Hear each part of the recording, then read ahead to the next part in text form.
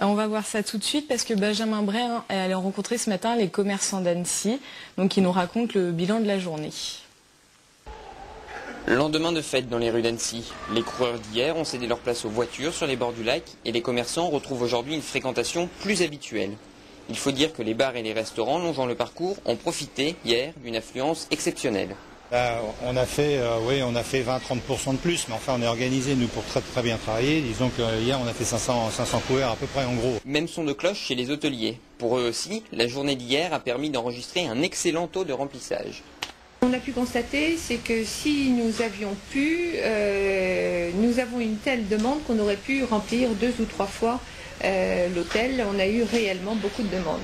Mais le chrono d'hier n'a pas fait que des heureux dans les rues d'Annecy. Le chiffre d'affaires des commerçants du centre a ainsi été moins bon qu'un jeudi ordinaire. Pourquoi ? Tout simplement parce que des touristes comme annéciens avaient déserté la vieille ville pour voir passer Armstrong, Contador et les autres.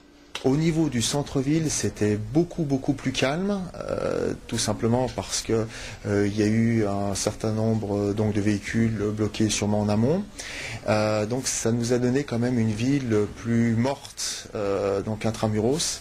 Et aussi un deuxième phénomène qu'on a remarqué, c'est que la population elle est partie très rapidement. Donc on n'a pas eu un effet de reflux comme on l'a heureusement lors des grandes manifestations style la fête du lac ou les braderies ou la descente des alpages. Tous les commerçants ne sont donc pas ravis, mais les quelques millions de téléspectateurs et les 400 000 spectateurs venus sur place ont pu admirer une belle carte postale des bords du lac.